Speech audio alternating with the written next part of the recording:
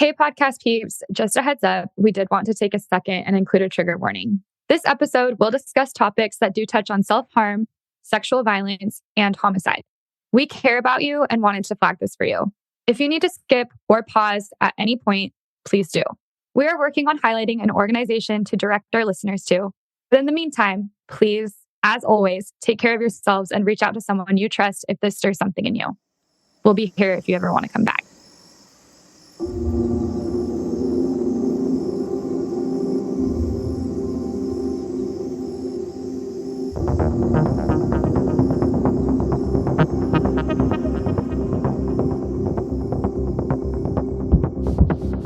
Welcome to Drinks with Defenders. I'm Addie B. Plate. And I'm Kayla Murphy. We're two law school friends turned criminal defense attorneys turned podcast hosts. We're here in this space because we now work in separate offices and miss collaborating with each other. We've been talking about creating a podcast for years where we talk about the complexities of the criminal justice system, the aspects of it that we grapple with, and the importance of what we do. At the end of a long work week, we want to sit down, have a drink with each other, and talk about the rabbit holes of criminal defense, just like we always have. So let's get into it. Cheers!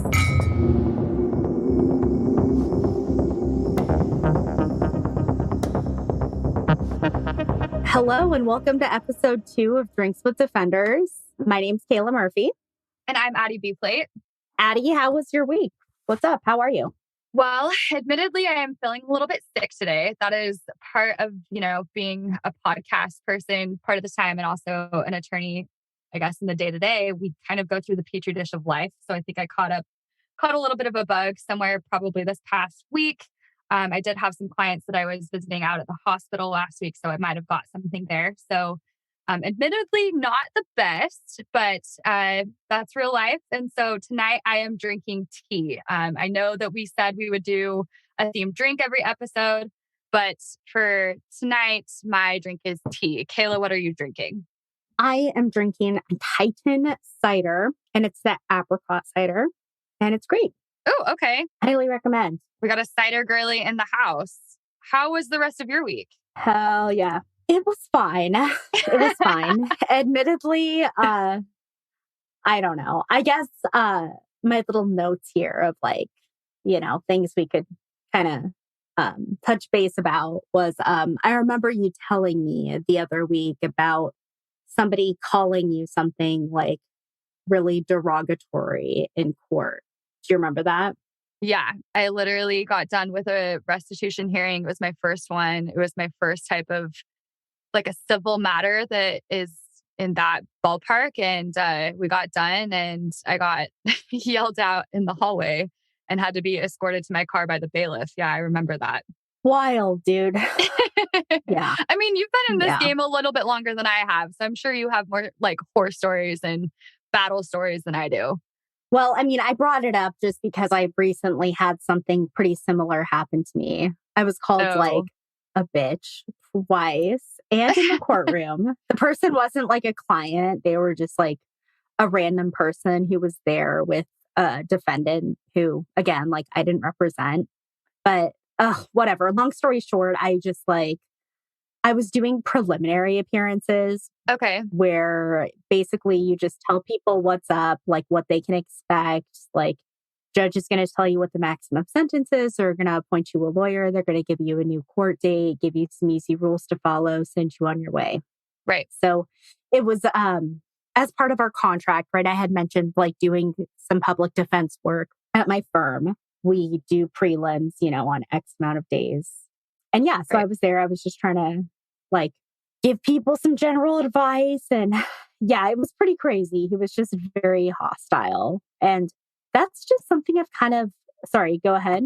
I was going to ask, like, how did you shake that off? Because I mean, it's one thing I think you expect a certain amount of hostility, but in a prelim, when the stakes are pretty low in terms of like other court hearings that you do, and it's kind of a more introductory court appearance and it's not coming from opposing counsel or anything in that regard, it's just a random person that says that to you. Like, how did that make you feel? How did you shake that off? It's okay if you didn't too. I mean, I think I'm still a little bit shaken. Yeah.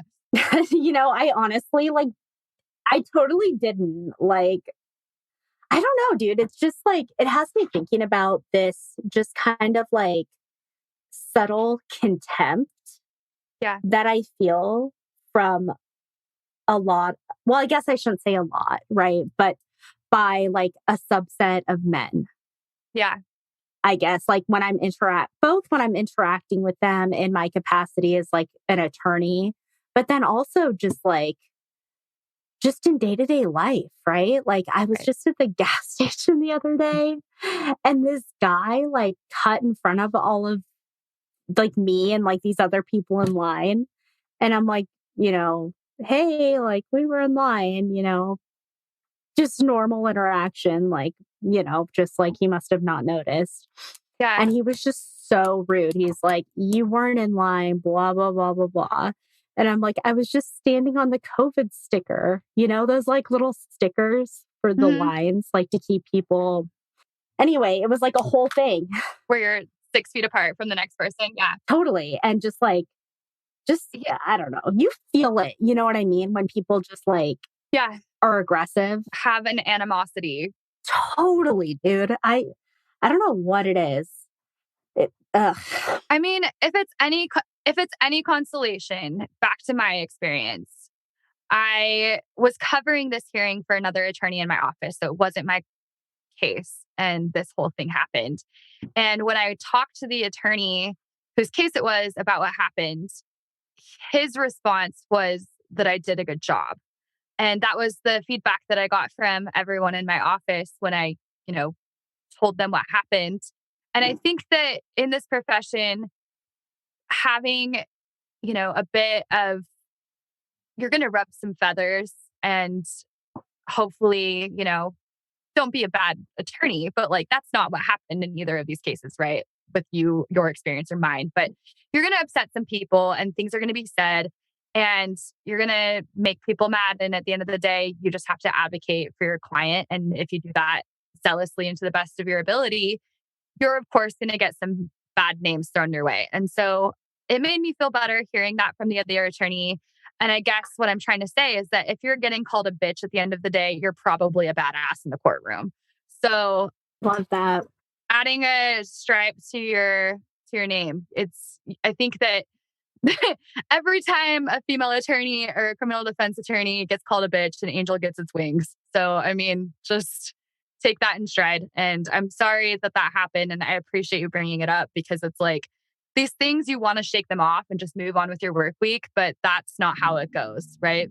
For sure. And part of, our vision and something that you actually thought about was creating a space to be honest and transparent about what it's really like to practice law in the day to day. And so, there it is. Right. And we talked about that in our introduction. If people want to know more about what we're doing here, I would suggest you go listen to that. But yeah, there was a piece of it where we're talking about the space that we want to create and not just content that we want to dive into.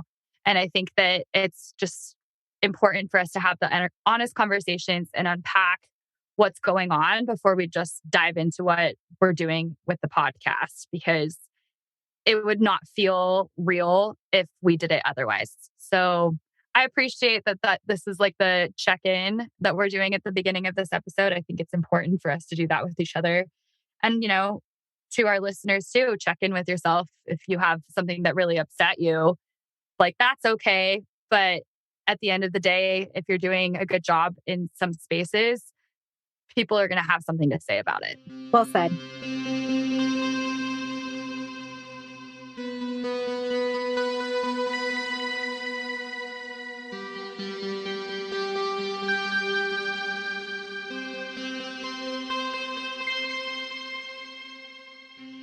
Today, we are going to be talking about forensic science.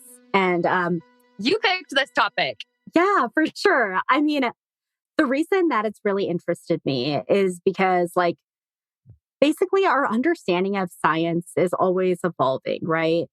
And I think about these types of or I guess, I don't know, these different like methodologies of like evidence that we used to rely on, right? Like, didn't we used to measure people's skulls and it's like based on that or their facial features, like you're more or less likely to commit a crime, right? And they're like polygraphs. That's so wild. Right? There's like all of these kinds of like wild types of forensic science. And we think like, this is so crazy. We know this isn't reliable. It's unbelievable that people ever thought that they were legit, right? We had someone come to my office actually and like show us how polygraphs work. I think that they're still used in some spaces in Idaho. That's cool. Yeah. And so I got to watch like somebody administer, like show us how you'd get set up to one. And yeah, they're wild. So, I mean, to your point, there's some science that has been relied upon in the court setting that is just, it's like, how did we ever use that? Or like, how is this still being used? And, I think polygraphs, they serve a purpose. I think I know that some people in my office have used them for some cases. I haven't had to use them in any of mine yet, but they are like crazy that there are some measurements that are kind of getting faded out. Yeah, for sure. That's so interesting. Like they used them to further their defense. I think so, would be my understanding, because I believe it was one used for a client of ours for a specific case. So we had somebody from a polygraph company come and talk to our office one week, and it was really interesting. So yeah. But anyways, continue. I think you were wanting to talk about like bite mark evidence, which is just giving Ted Bundy, I guess he's just going to be a theme of our of our podcast. But yeah, so for sure. Basically, there have been some really damning reports in recent history that have thrown some like serious shade at the use of most types of forensic science used in courtrooms today. So I used a variety of sources. We'll certainly be citing all of them. However, I wanted to specifically shout out Inside the Cell by Erin Murphy. No relation, but it's a great book. I mean, she talks mostly about DNA evidence in that book, but she gives a bit of a primer on other types of forensic sciences and just like, different issues and different considerations that we don't usually think about. Kayla, I love that you're doing plugs for books on this too. You are so well read that I think if anything, people are going to get a bunch of recommendations of other things to go read if they don't want to just learn from us. And I love that. You've always been that way. So I think it's so cool. You were that way too. You're a voracious reader. So I look forward to your recommendations. So according to the Innocence Project, nearly a quarter of all people who have been exonerated since 1989 were wrongfully convicted based in part on unreliable forensic science. So the National Research Council published a report in 2009 that found that almost all types of forensic science practices had major issues. A quote from that report says, "With the exception of nuclear DNA analysis, no forensic method has been rigorously shown to have the capacity to consistently and with a high degree of certainty demonstrate a connection between evidence and a specific individual or source." You are giving me chills right now because I, in my notes for this episode, have that exact quote typed out in my notes. Look at us vibing. Yeah, I have that exact quote from this report. The report's titled "Strengthening Forensic Science in the United States, A Path Forward," if anybody wants to go read it. But I have that exact quote pulled as well. So that's crazy. We're on the same page. I love it. The FBI has made their own changes based on their, ever evolving understanding of forensic science. They actually stopped using bullet lead analysis in 2005.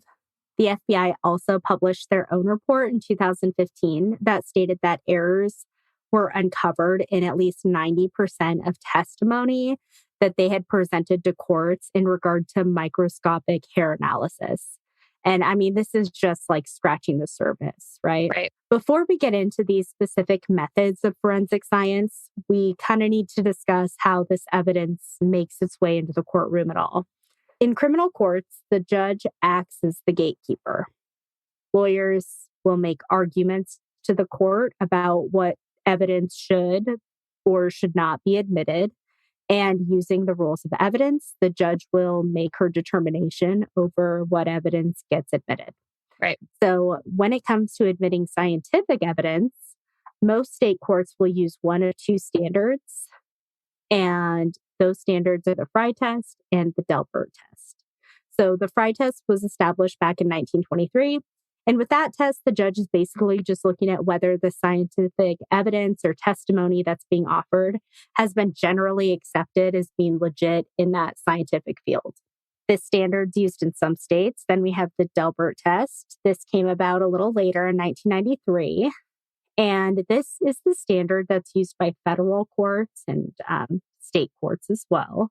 So I'm going I am going to quote the Cornell Law Students' Legal Encyclopedia's definition of this rule. So that's cool. Under the Delbert standard, the factors that may be considered in determining whether the methodology is valid are 1, whether the theory or technique in question can be and has been tested. 2, whether it has been subjected to peer review and publication. 3, its known or potential error rate. 4, the existence and maintenance of standards controlling its operation. And 5, whether it has attracted widespread acceptance within a relevant scientific community.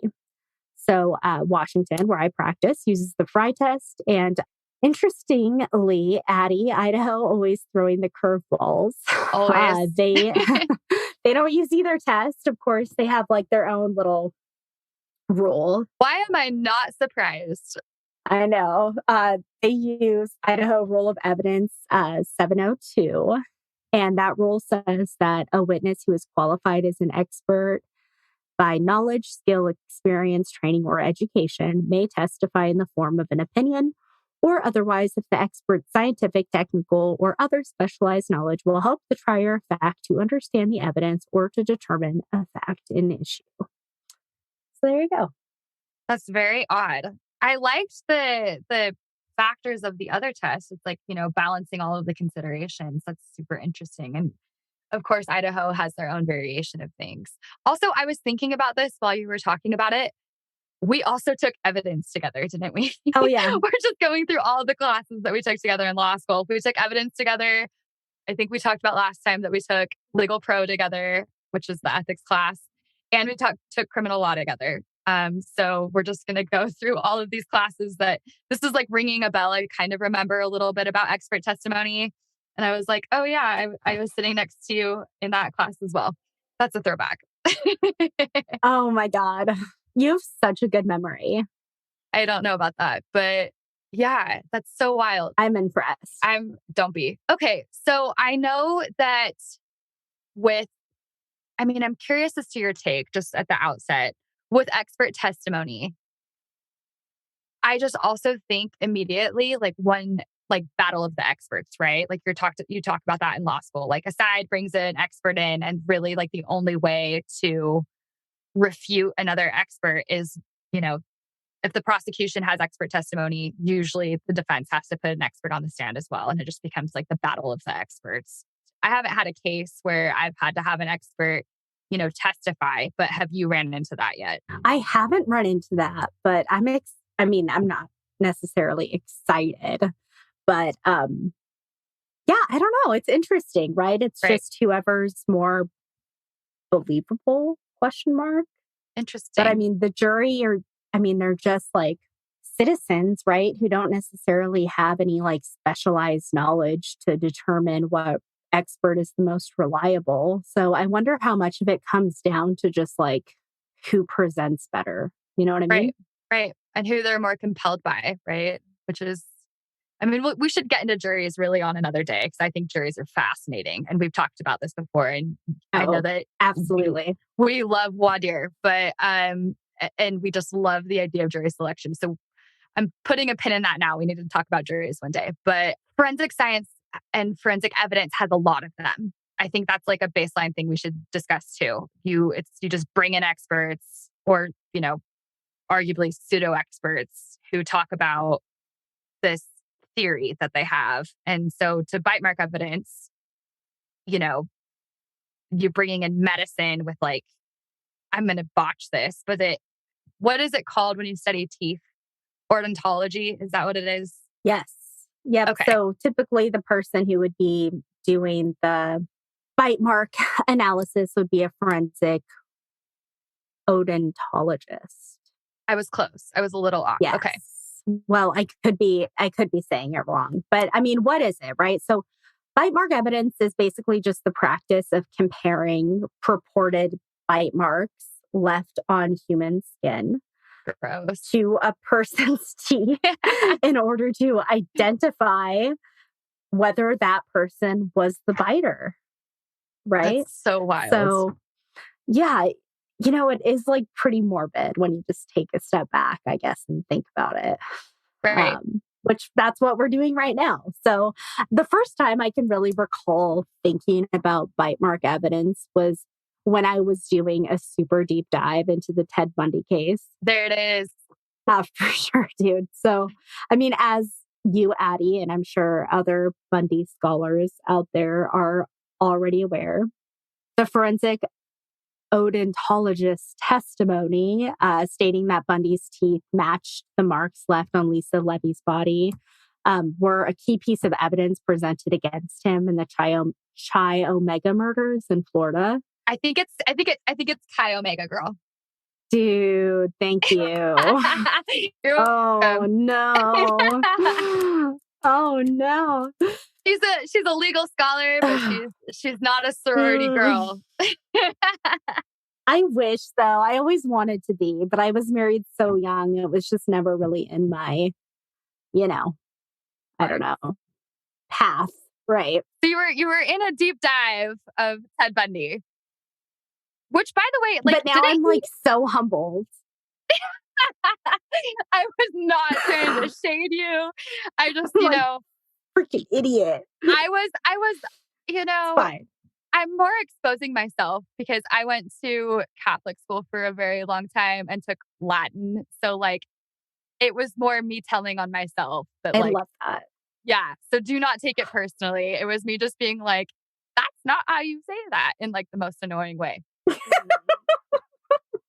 The funny thing about this too is that I was thinking before we go into your deep dive of it too, I think it's just fascinating at the outset that Ted Bundy, didn't he, because of this, try to change his teeth at one point too? Didn't he like file them and try to alter his teeth too at one point? Does that ring a bell? So I could be mistaken, but from my recollection, they sprung this on him so that he wouldn't have an opportunity to like fuck around with his teeth. I mean, he did do so many other things. So got to give it to the state for trying to, outsmart somebody that was always doing the most. The most. Yeah. So how do you, okay, one more time, the sorority. It's Chi. Chi. That is so not intuitive. Yeah. CH makes like a K sound. So it's Chi Omega. Thank you so much, resident Latin scholar. She's having an existential crisis. Can I breathe? Okay. So, I mean, on that kind of high note, like bringing it back down, this was a really like fucked up crime. I don't know if you like remember the details, but I do. Basically, he breaks into the sorority house. He savagely attacks these 4 women, and it was terrible. It all happened in a span of like 15 minutes. Right. We all know that Bundy was guilty of these and like many other heinous crimes. But thinking about these murders specifically and like the basis of his conviction, I mean, I think that we can all agree that as like a society, we would want to make sure that that conviction was as solid as possible. Right. We wouldn't want unreliable evidence used to convict somebody like him, right? Because it could potentially lead to like the conviction being overturned, right? Making it like vulnerable to attack on appeal. Right. And that was such a concern with his case. And I think many cases similar, but especially with his, because he was, kind of running from the law for quite some time. I mean, he escaped things in Colorado and then, and he was in the middle of some prosecution in Colorado. And then ended up in Florida, and then this all happened. So I think that the to the prosecution's credit in Florida, they were you would think, and I think they were trying to have a very solid case against him out of fear for him not being properly prosecuted. Obviously, we know more now than we did then. Again, this was, the fever dream of true crime. Things were a lot different then, and you're going to obviously talk about that. But I think they were trying. They just didn't know better at that point in time. I think you're right. And I recall reading somewhere that this was like one of the first cases that used this type of, or I should say, like, that had this type of evidence admitted in court. So I don't know, something to consider. But on that note, I mean, the use of this type of unreliable evidence is disturbing enough in the context of like a clearly disturbed human being who's capable of heinous crimes, potentially being released from prison on the basis of having his conviction, overturned because of unreliable evidence. But I mean, Right. on the flip side, it's perhaps even more disturbing to consider the consequences of that same evidence being used to convict an innocent person. Absolutely. Right. So, on that note, I want to talk about Robert Lee Stinson. Robert was 20 years old in the fall of 1984. On November 3rd of that year, 63-year-old, I apologize in advance. I'm going to mess this up. Iona Chaz. Well, Addie, how do you read that? I think it's Iona Sychaz, but her name for our listeners is spelled Ione is her first name, and her last name is Cychosb.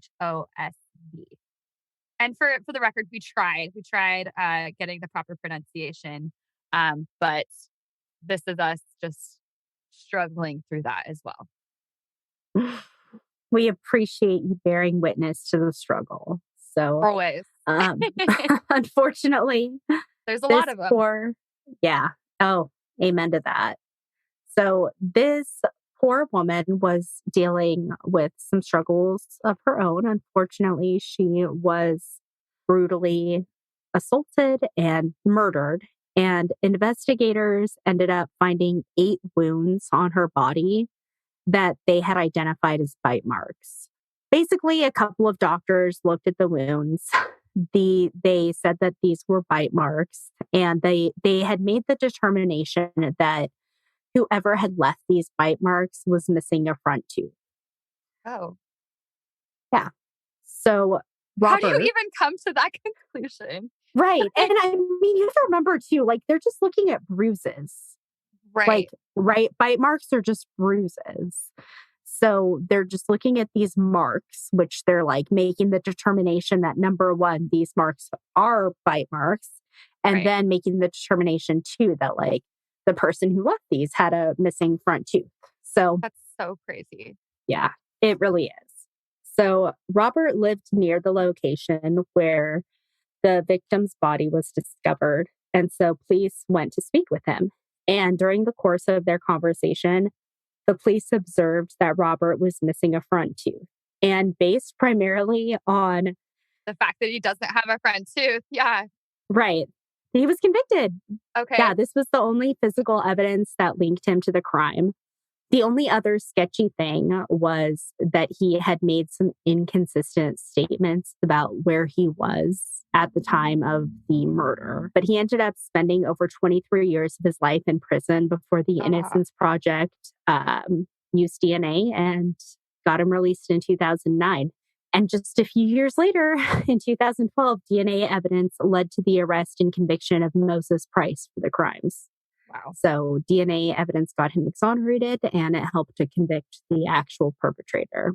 That is just because where this guy lives and the fact that he doesn't have a front tooth. He's the primary suspect. Literally. Wow. Yes. Mm-hmm. Not even suspect. They convicted him. Well, yeah. Of murder.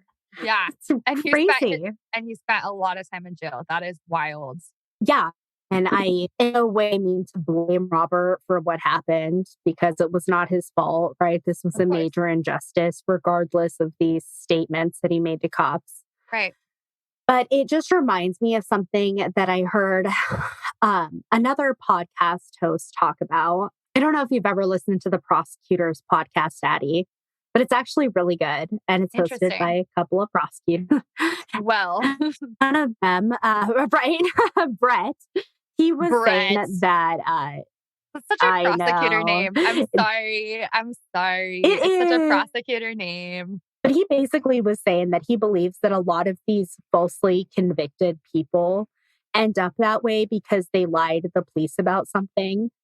And then the police end up honing in and getting tunnel vision, right? And narrowing in on them because they figure, okay, if a boy's going to lie to me about this, like probably he actually did it, right?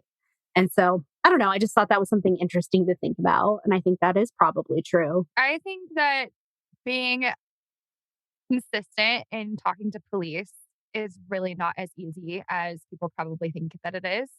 To be honest, I have a bit of frustration with it because in court, if we learn about witnesses having inconsistent statements and how that can cast a shadow of a doubt potentially on their credibility. But if you're being a person being investigated and the stakes are way higher and who knows the circumstances as to why you're talking to law enforcement, where you're talking to them, the environment, what your prior experiences with law enforcement, any of those things. And you're obviously very scared and there's a reason that they're probably investigating you. I'm not surprised that people aren't 100% consistent with their statements to law enforcement. And the memory is weird.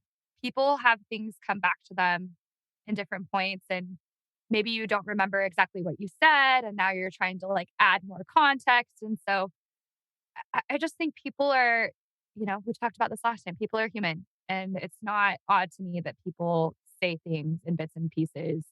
And I mean, I think being completely contradictory is one thing, but, the roboticness of being consistent, who is that person that's going to be completely forthright and comfortable and forthright with the cops when they talk to them? I'm not surprised. Yeah, for sure. I think that is why people get convicted and why people then become more of a suspect in a case. It's also very to me, it's intuitive that people would be kind of wishy-washy with law enforcement. And maybe that's why I'm a public defender, but and not a prosecutor as our friend Brett is, but to each their own. Amen. So circling back to bite mark evidence, I mean, just how bad is it? Right? Yeah. Most of this information that I'm about to share from the Innocence Project, if you guys are interested, highly recommend that you check them out. They have a great website that has some really interesting articles on it and information. And I feel like we're constantly going to be sharing their stuff because we shared some of their stuff last episode and they have a plethora of knowledge on their website. They do amazing work. I think they will always kind of be a pioneer in terms of topics that we talk about, right? They are amazing attorneys and activists that do amazing work. So yes, go to their website, read everything, go find all of the articles that they have about a variety of topics. I feel like everything that I go to their page and just digest, I'm impressed with. So, and impressed by, I should say. Okay. So a bit of an elementary rundown. So the practice of matching marks left on human skin to an individual person using the impression of their teeth, aka bite mark evidence, is not a scientifically validated analysis. So just how bad is bite mark evidence? Again, we'll note that we got a lot of information for this episode and for our previous episodes from the Innocence Project. They have a great website with a lot of really interesting information, and we highly encourage you to know. So bite mark evidence is the practice of matching marks left on human skin to an individual person using the impression of their teeth. This is not a scientifically validated methodology, and there are multiple issues with this practice. First, the way that our teeth are arranged has not been proven to be unique, from each individual person. Wow. Second, it's difficult to determine the cause of a bruise, be that left from a bite mark or otherwise. Right. people bruise differently. And sometimes somebody may bruise more easily than another person. Other factors that would, potentially have an effect on this are things like age, right? Or the amount of fat on the area that was injured. So this means that the same person could theoretically bite multiple people, Why right, not? with their same teeth. But like each time it could leave a different impression, right? Leading at analysts to think that they're left by different people because 100%. you have all of those other factors that are contributing to the actual marks or impressions like left on the skin. Right. So a really remarkable study was conducted in 2015 where two experts who work in this field had asked multiple practitioners to examine marks left on a body and to make determinations about those marks using like a decision tree that the researchers had put together. So, Fascinating. Okay. yeah, notably, one of the questions or decisions that they wanted the practitioners to make was whether the marks that they were examining were, in fact, a bite mark or were, caused by something else.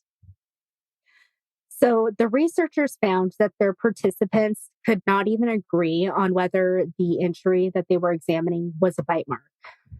One of the two experts who had conducted this study actually stopped conducting bite mark analyses after reviewing his findings. Cool. So, yeah, however, despite like all of this information about the unreliability of this type of forensic science, it's still being used in courtrooms today.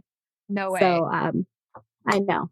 So, on that note, Addie, tell us about another disturbing forensic science. Oof, you set the bar so high once again. I don't know about that. Um, well, okay, so when we were talking about this, we, kind of jumped off of bite mark evidence because that was something that we both thought was so interesting from the Ted Bundy case. And then we were talking about some of the other commonly, I guess, like investigated forensic evidence that have been, I guess, frowned upon in the last, 20 years or anything like that. And it being kind of um, disproven in terms of what you just said in analyses and the doubt being cast on their applicability to cases. So when we were talking, we talked briefly about arson cases.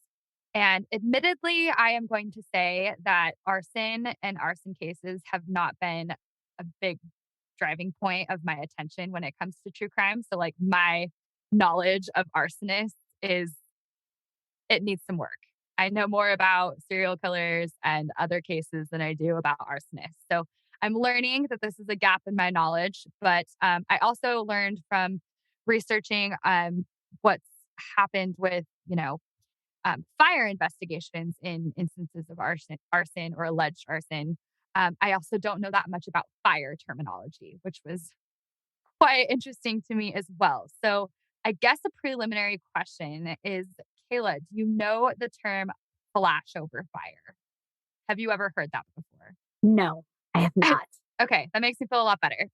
So you can't say Chi Omega. Neither one of us knew what flashover fire is. It's a learning experience today. Whew, okay. So something about the arson cases is that when I was looking at a lot of the cases, a lot of the instances where arson was suspected, since then they have been deemed that the cause of the fire, because obviously a fire occurred, could have resulted from a flashover fire. And I was like, I have no idea what that is. So a flashover fire is a thermal. I gave it a Google. And Google told me that it is a thermally driven event during which every combustible surface exposed to thermal radiation in a compartment or enclosed space rapidly and simultaneously ignites. I am not smart enough to unpack that in terms of understanding physics. I'm going to say that a flashover fire sounds a lot like just something spontaneously combusts and ignites. And so cases where they were investigating, fire patterns in terms of arson in time, they have, when people were reinvestigating them, determined that it could have resulted from a flashover fire. In that, similarly to the bite mark evidence, there's been a lot of debunking about arson investigations. I found an article where it talks about a gentleman named Doug Starr, who is the co-director of Boston University Center for Science and Medical Journalism. He wrote an article for Discover magazine where he examined arson cases that relied on now this wildly debunked theories about how fires start. And in the months of research that he conducted, he turned up at least 2 dozen cases. One of the earliest cases that Mr. Starr looked into was that of a 16-year-old named, I think it's Lewis Taylor, who was convicted of 28 counts of murder for setting the 1970 Pioneer Hotel on fire in Tucson, Arizona. The evidence that was found on Taylor's person was several matches in his pocket, and fire investigators found what they believed to be evidence of two fire sets in the hallway of the hotel. The conclusion that Mr. back to the flashover fire, it said Mr. Starr told the media that at the behest of an attorney, several fire investigations looked at the evidence and said it looked like a classic accidental flashover fire. Separate from Taylor's cases, I think it's important to note that several states, Kayla, I know that you like to go into kind of what states are doing with debunked forensic evidence. I found that 7 states have, according to the Innocence Project, have enacted laws to clarify that wrongfully convicted people can get back into court based on discredited forensic evidence. Those states are California, Connecticut, Michigan, Nevada, Texas, West Virginia, and Wyoming. So in Texas, I found an article from 2011 that said that the Texas Forensic Science Commission asked that all arson cases in the state be reviewed. That amounted to between 750 and 900 arson cases in the state alone. To the point about Starr's findings for the article that he wrote, he said that early fire investigations were based on apprentice type knowledge passed down from the observations of previous investigators. I also learned in looking into arson cases and how they have been debunked, the Bureau of Alcohol, Tobacco, Firearms, and Explosives, which I didn't even know was a thing, they have something that I think is really interesting. They have forensic science laboratories. They have 3 of them, but I believe their inaugural one was in Maryland. In 2011, the lab that they have in Maryland recreated fires from 3 murder cases, which I don't even know how they would do that, but I found that fascinating. In all of them, from the recreations, the prosecutors ended up dropping the charges against the suspects because the lab determined what officials thought might have happened actually didn't. As I mentioned, there's 3 of their forensic science laboratories. I believe the other 2 are in Georgia and California. According to their website, these laboratories are staffed with highly trained forensic chemists, forensic biologists, engineers, fingerprint specialists, firearm and tool mark examiners, document and analysts, and administrative personnel who work together to identify leads and help bring criminals to justice, which I just found fascinating. I was like, who even works at these labs? What are they doing? And they're just getting cases from, I'm guessing, regionally. And if they have cause to recreate a fire, I know that when I was looking at just kind of theories, they think that there might be like, shards of glass found in these fires. And like, people would go to the scene of the fire and based on what they were observing, theorize how they thought that fire was started. And that's wild because you're just like, I mean, to an extent, it kind of reminds me of like the Harry Potter class where they're looking in the cup and like they're just making like, it's like sorcery. Like you're looking at this fire and you're like, oh, how did it start? And I just kind of got that visual. And I was like, that's so interesting. And, to the point about Mr. Taylor's case in this hotel, I mean, it's the 70s, right? Like, I think everything was highly flammable at that point. Fire laws in terms of materials in buildings were a lot different. So I'm assuming that if like something caught a blaze from a flashover fire, that it just went throughout the hotel. And so I'm not surprised that 28 people were killed in the fire. Oh, it's horrible. Isn't that wild? And then I also read this case, and I should have put it in my notes, but there was something about another case where there was a man who I believe was convicted for allegedly setting his house ablaze. And I think his wife and maybe his daughter were in the house. And the man had burns on himself. And they were thinking it was just some weird theory that the state, I think, was presenting where like basically alleging that the marks on him were so that he wouldn't seem suspicious. But like later, they actually found out that he was in the house too when it was on fire. And so it's just crazy that it's like it extended from just like the science of how the fire started to theories about who was in the building at the time the building was on fire. So arson, very interesting. I think that I now have a new found interest in buildings being on fire and suspicious circumstances of buildings being on fire, and then people getting charged with murder on top of arson, right? I have so many questions. This is really intriguing to me. So I guess first, like, Yeah, I mean, there are still arson investigations that happen today. I mean, for are sure. those legit? Or are there just like certain like methodologies that they were using in the investigations that weren't, you know, that I weren't mean, reliable, but like there are reliable ways or based on what I found, it seems like they, have different experts that do like fire recreation, and so they have more legitimate practices of determining how a fire started or investigating arson.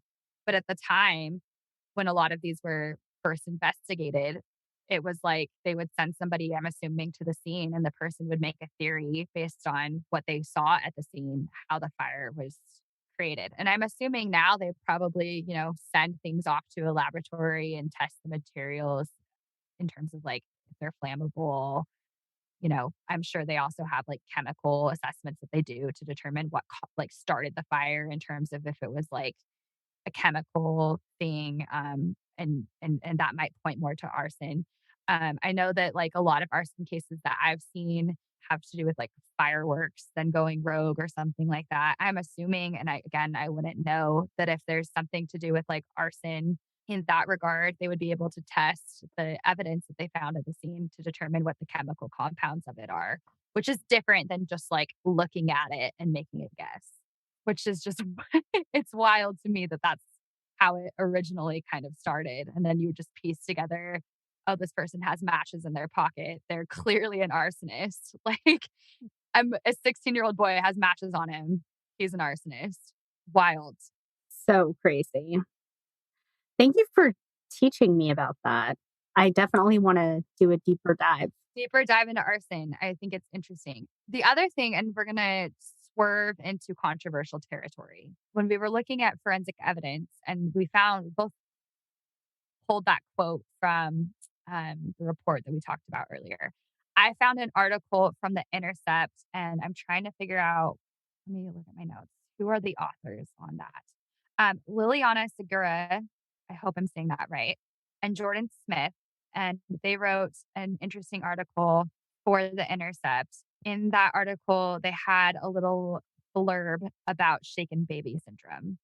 I think it's very controversial in terms of forensic evidence because basically, my understanding of shaken baby syndrome is that evidence is presented that then, you know, experts come and testify based on things like brain scans, how the child was presenting, demeanor, other potential physical evidence that was found on the baby to reach a conclusion that the diagnosis is shaken baby syndrome.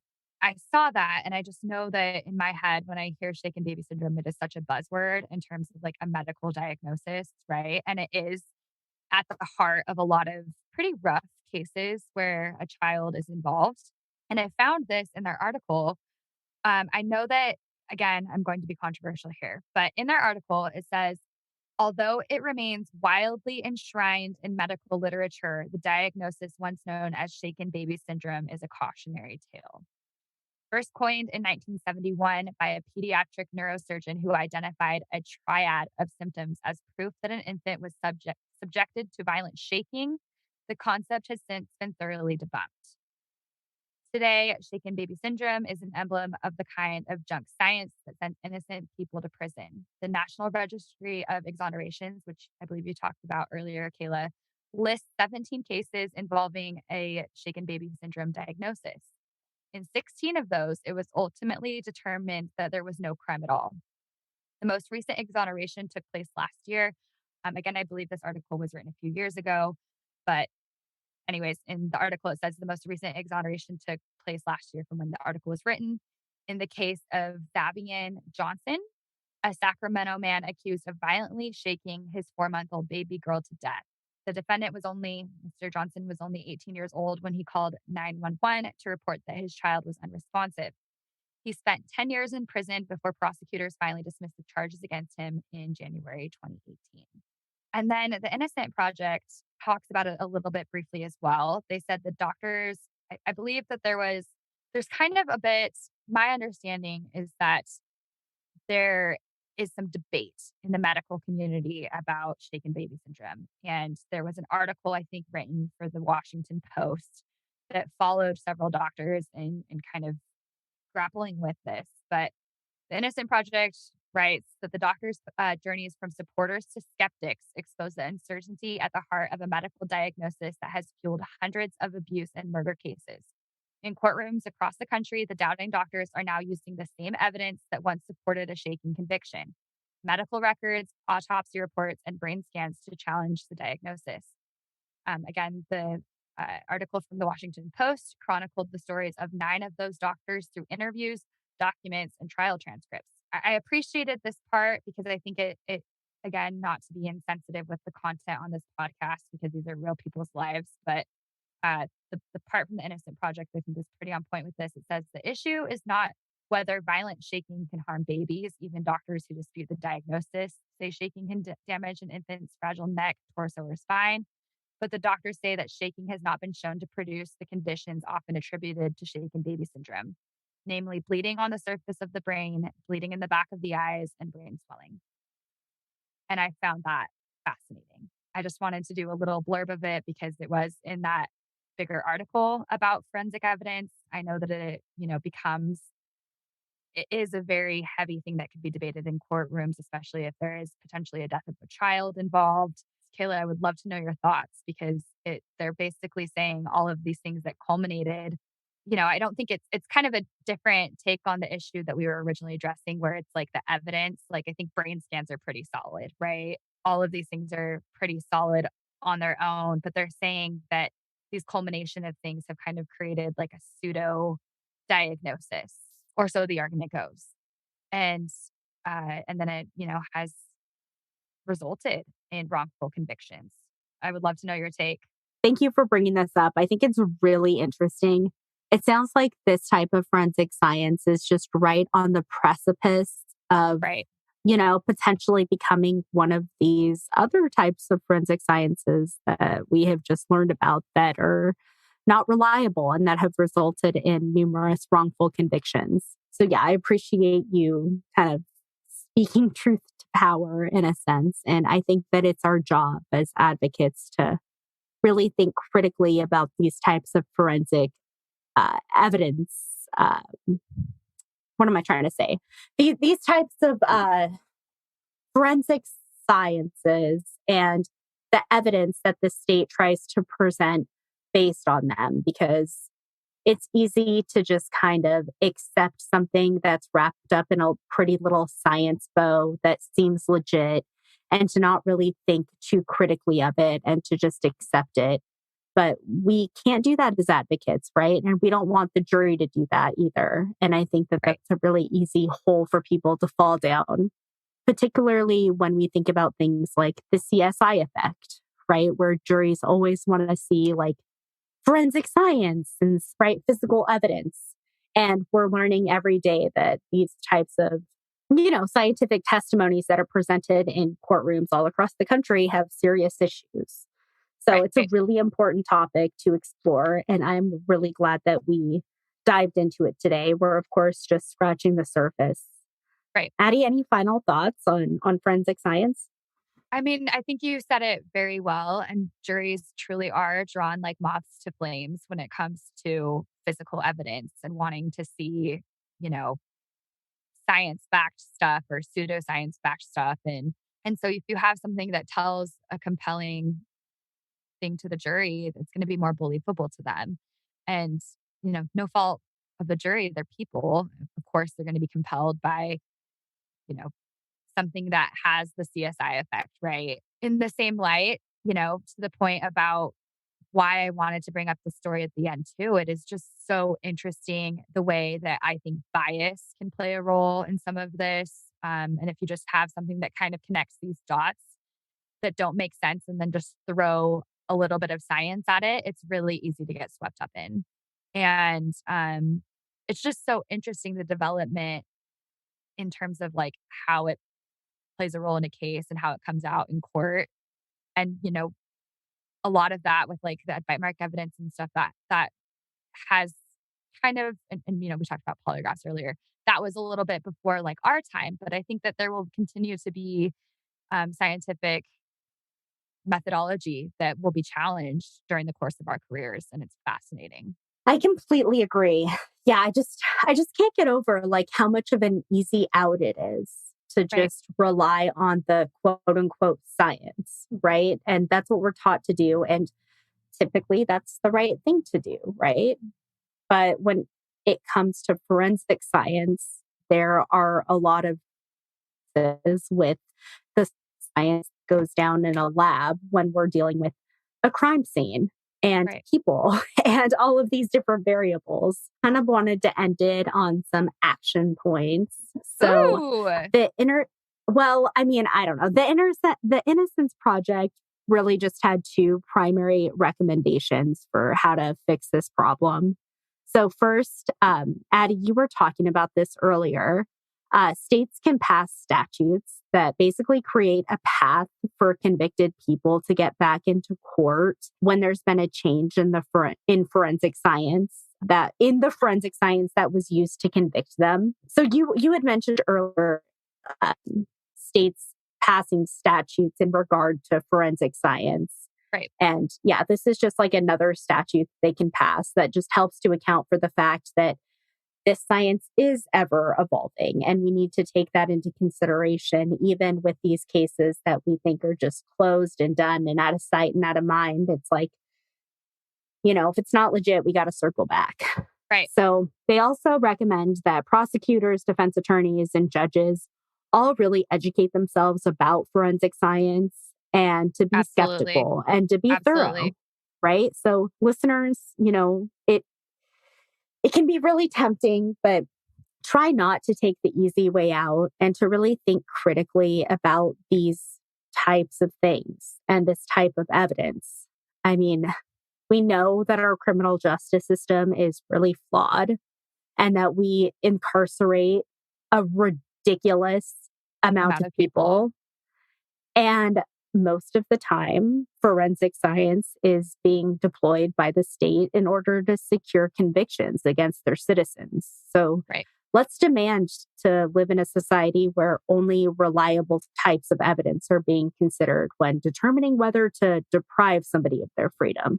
Right. And let's make the courtrooms a place where the standard is high. So on that note, we hope you have a great week and that you will join us next time. I mean, yeah, I'm going to hold up my cheer mug and still cheers you. Sick girlies can have fun on this podcast too. Representation. I love it. Cheers. Cheers.